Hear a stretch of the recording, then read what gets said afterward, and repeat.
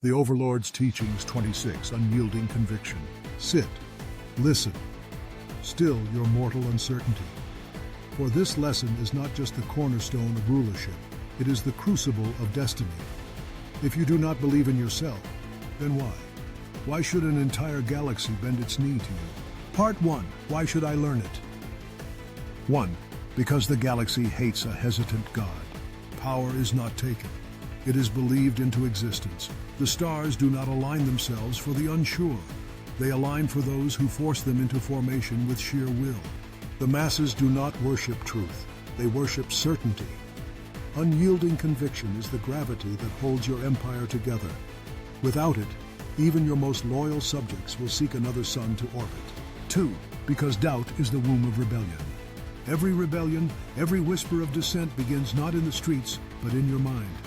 The first coup is always internal. Conviction is your mental armor, the neuropsychological blockade that prevents hesitation from birthing vulnerability. Philosophers once argued that a man who questions himself ceases to lead. I buried them beneath a monument that reads, "Here lie those who doubted themselves." 3. Because history bows only to the delusion. Napoleon believed himself emperor before France crowned him. Caesar crossed the Rubicon not with an army, but with certainty. And I claimed galaxies before I could pronounce half of their names. Why? Because the universe respects the mind that dares define its own law. Your will must be an absolute, a fixed constant like Planck's or pi. Something even quantum uncertainty dares not challenge. 4. Because if you waver, they devour you. There are no voids of power, only delays in the inevitable feeding frenzy of the lesser. Show even a crack in your belief, and you'll awaken to find knives at your throat and your legacy written in past tense. Conviction is not optional, it is survival. And so I ask you, would-be successor, do you see now why conviction must be unyielding? Why your belief in yourself must be so monolithic, so radiant, that it scorches doubt out of existence? Shall I continue with part 2?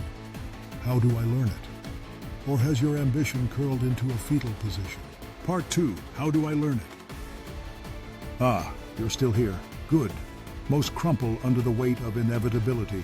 But you're either bold or beautifully stupid. Both are raw materials I can refine. 1. Rewire the self.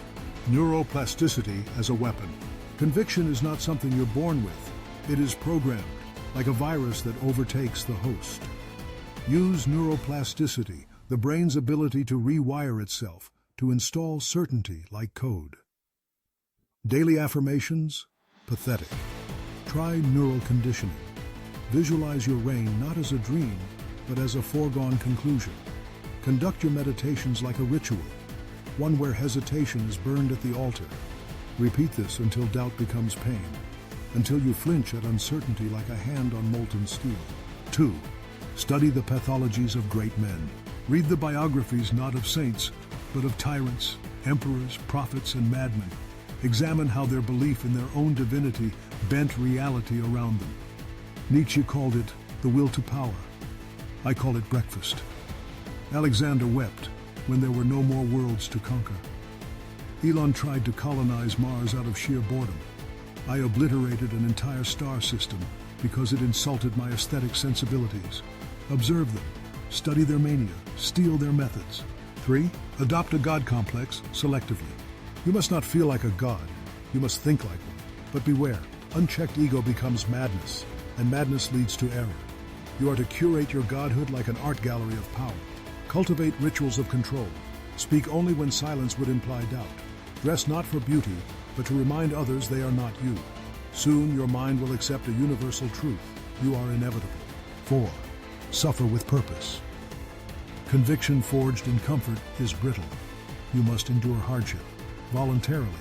Seek trials that would break lesser beings, not because you enjoy pain, but because pain is the gym of the psyche. Walk alone for months, starve for clarity.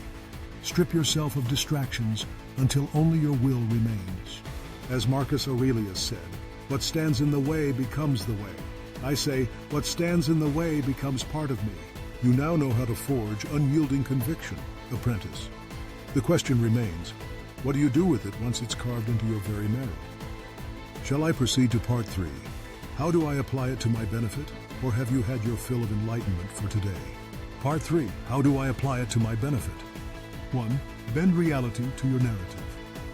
A will that does not yield becomes a gravitational singularity, a black hole of belief that warps perception around it. You must speak not in terms of possibility, but certainty. Say what will happen. Make others act accordingly, not because they believe it, but because they fear you believe it. People will question their senses before they question your resolve.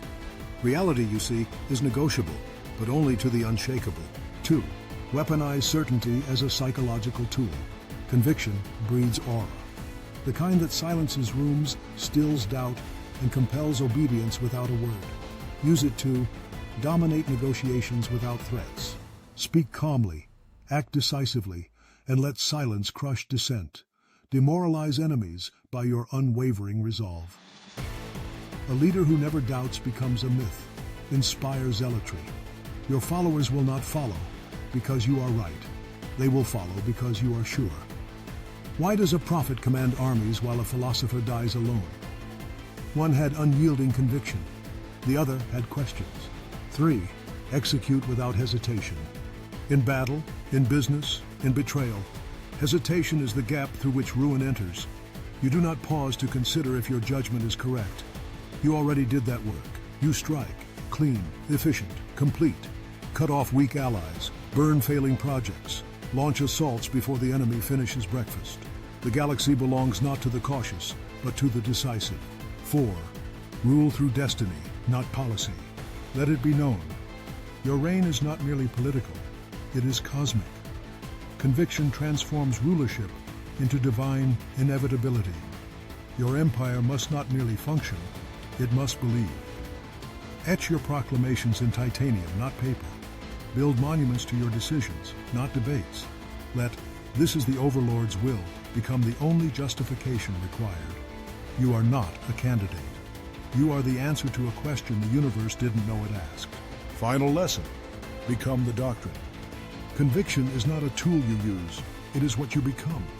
When you are the doctrine, you no longer speak laws. Your breath is law. Others will bend.